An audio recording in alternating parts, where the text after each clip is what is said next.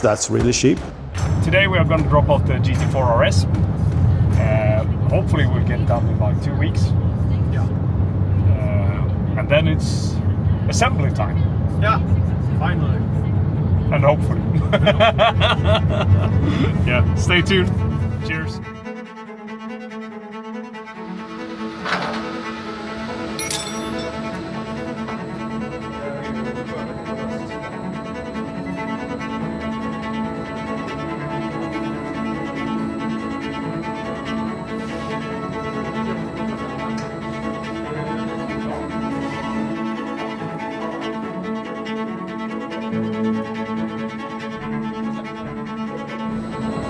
Läser den av. Ja. 4 olika omgångar. So now we have dropped off the car at Carfix in Lindome. Lindome, yes. And you have a place in Kungsbacka as well? Yes, the body shop is in Kungsbacka. So you do the structure repairs and those things there? Yes. All right. So now you got the GT4 RS. What do you think of the project? Is this manageable or? Yes, of course. It's going to be a fun project. Absolutely. What is the challenges by doing? This is basically a brand new car. It got 1,480 kilometers on the clock. Yeah. So basically nothing. But what is the most challenging getting like these kinds of cars in? It's the finish. Maybe Yeah. if you put in a regular car 10 hours in this job, you will have to get 20 hours at least. Yeah. So it's time consuming to get Yes, the right very kind of. time-consuming to get the right finish. Yeah. Absolutely. We are really glad that you take on this project, and we had from 3 different people that gave us recommendation. Okay. That was not connected to each other whatsoever. Okay. So that was basically the reason why we choose you guys. Yeah. And this is the first project. We have another project which, let's see if that's 20 hours or 1,000 hours. Let's see. That's it. But thank you for this. Yeah, of course.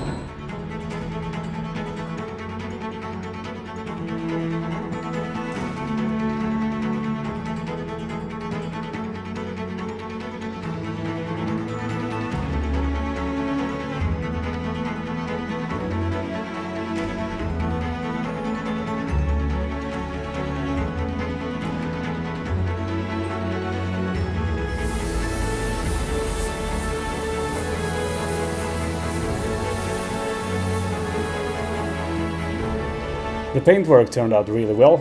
You honestly need a trained eye to even see that the car has been resprayed. So now the car is back from the paint shop, and we're actually going to start to reassemble the car finally. First up, taking our wooden trolley off so we can get access to the car. It feels great to take the car off the trolley and finally begin the reassembly. It's a really exciting moment. We have come a long way with the build, but there's still plenty of parts that need to be mounted before the car gets done. So now that the trolley is removed, we're going to start by replacing all the broken parts that's left on the car. The brake pipe that's been ripped off, so we have to change the whole pipe. It's a pretty long pipe, but we got a new one, and some of the bolts for the subframe are also bent, so we're going to change all of them too, so everything is nice once it's time to install the engine. We're also going to reinstall the fan for the rear arch and some small stuff, just in preparation for getting the engine back. While we're at it, we're swapping out the brake lines to braided ones. That's what I have searched online. It's a weak point that the original ones are flexing, so we change them while everything is off the car anyway.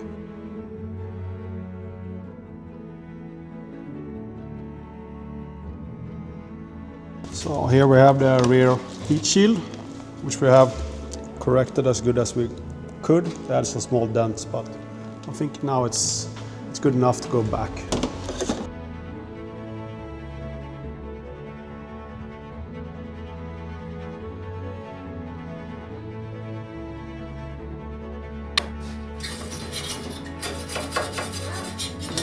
Before the engine goes back in the car, we are going to swap out the broken subframe parts. So you can clearly see here that a lot of parts are missing. This is what it's supposed to look like. And here is the lower control arm. And all of that part is completely broken off. And here you have the toe link, it's also broken off. So we got some replacement parts, and yeah, should be a straightforward swap. Then we're going to continue with putting back all the exhaust parts and everything before the engine goes back in the car. When the car crashed, a lot of structural components were damaged. The right side of the subframe actually snapped off when the entire suspension was ripped off the car. So now we are replacing those pieces to make sure that everything is straight and solid again. So it's about time to reinstall the exhaust parts. So I look at the broken parts. As you can see here, the rear silencer is badly dented, and this is the biggest issue. The whole inside is dented and cracked up. So it's either cut the whole silencer open and trying to save it, but I don't think it's doable. And also this vacuum modulator is damaged, so we sourced a new one instead. And for the catalytic converter, this was no way of saving. It's, yeah, you can hear a lot of the core coming out of the pipes, so it's totally broken. So one of the sensors survived at least. A lot of parts broken here. So and these are very expensive parts. So lucky enough, we managed to get them at a decent price. So this is the last parts going on the engine before the engine goes back in the car. I think by tomorrow we should be able to reinstall the engine. There are so many things that needs to go onto the engine before it goes back into the car. It's much easier to install these parts now rather than trying to do it later in the engine bay. One thing that we didn't consider is that our workshop is actually divided into two sections, and we weren't completely sure that the engine package sitting on our extremely snug engine stand would fit through the doorway. Worst case scenario would be that we need to use the saw and actually make more space in the doorway. So fingers crossed that the engine would make it through without any cutting.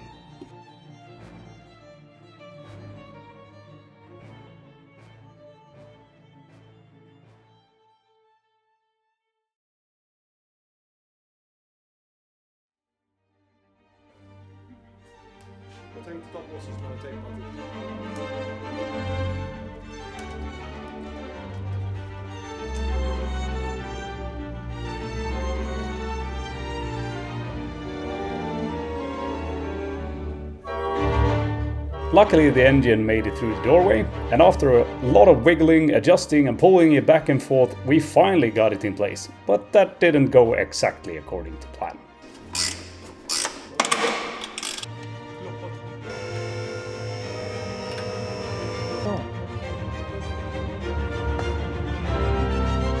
When we tried to get the engine into the car, we were mounting the reservoir for the coolant, and when tightening that, the bolt actually went through the bracket which stays sitting.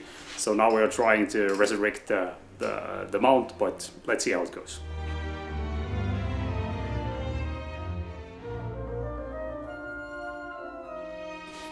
It's fixed. Det känns oerhört graciöst det faktiskt.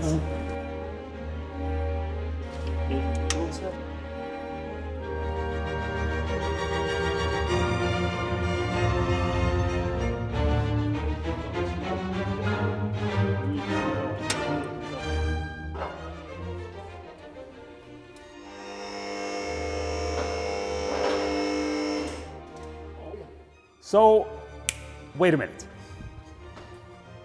The engine is back in the car. It's celebration time. So, now it's beer time. Now when the steering rack is back in place, we can start getting struts back on. Thank you for following the channel, and if you're not subscribed yet, feel free to follow us, give us a thumbs up and drop a comment down below. That really helps us out a lot. Thank you. So now we're gonna reinstall the front right suspension. I have pre-installed the new brake lines and the new top mounts that are gonna give us the extra camber and caster adjustments that we want. In the bottom here you can see the actuator for the lift kit. It's gonna connect to this hose here. We're also gonna be putting on the brakes today. We're not gonna be putting back the ceramic brakes because I think they're too expensive, and I don't feel that you can trust them in the same way as the steel brakes. I heard too many people having failures with cracked discs. Firsthand, they're way too expensive for me to drive on a full-on track day car. Anyways, we're gonna put this one into place. Now when the engine is back in its home, we can start mounting the components in the front, so we eventually can reinstall the entire suspension. Whenever you tear down a car, it's extremely important that you document everything, the classic bag and tag.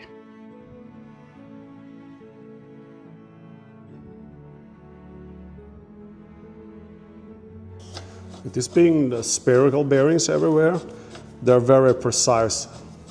So if you don't get them aligned with the perfect angle, they won't slot in where they're supposed to be. Rubber bushing is a little bit more forgiving, but it has some other disadvantages. I don't know if you can see from that angle, but the steering rod here is still bent. I ordered some parts but missed out on this one, so we have to wait a week or two getting this part.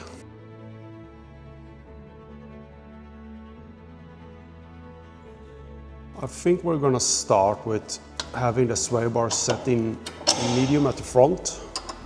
From what I've read, that's the most common setting. Can't remember straight up now, but the rear was supposed to be not medium, full on.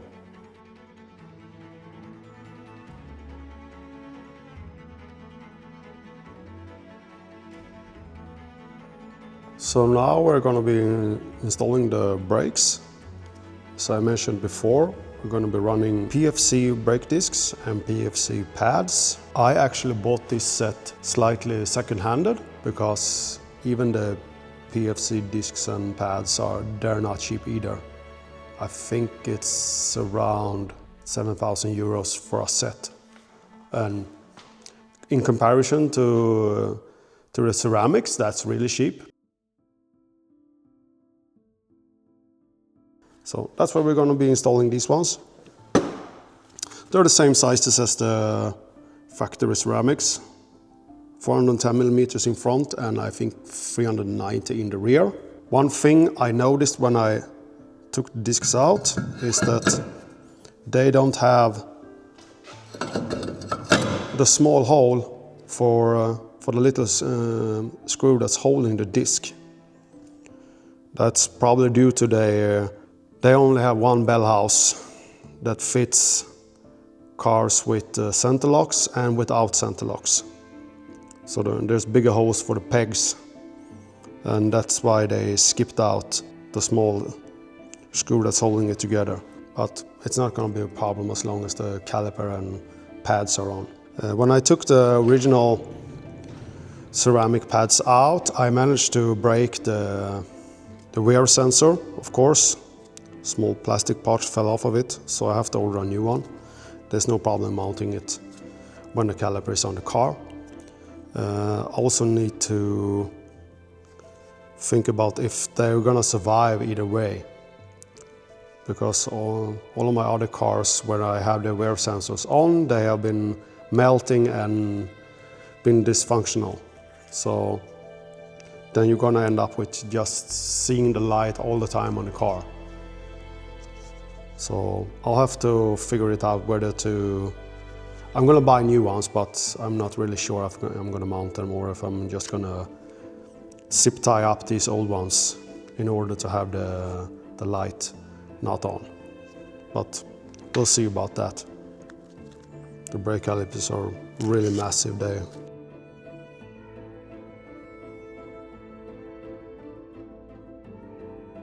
Here we have the other side of the hardline. Need to get it tight also. Here you can see the inner steering rod. It's severely bent. So this one we also ordered a new one, but haven't arrived yet. I'll just leave it in place here so don't get any debris or dust inside. The brake disc will be much better fixated when we put some oil in the system and get the pads to go against the discs. These are PFC 11 pads, the same ones that I have on the 968 and also the same ones that I have had on my all previous cars. I really like the way they handle both street and on track. for me it's a perfect mix. So that's about it. So now we're gonna try to get the air intake back to place. So this one I haven't dismounted myself. Woogie took it off the car at the workshop. So but it looks like it should be a straight fit as it just clips and bolts in. So try to get it fitted.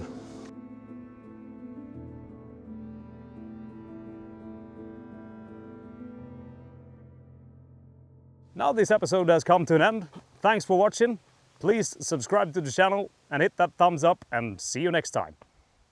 Cheers!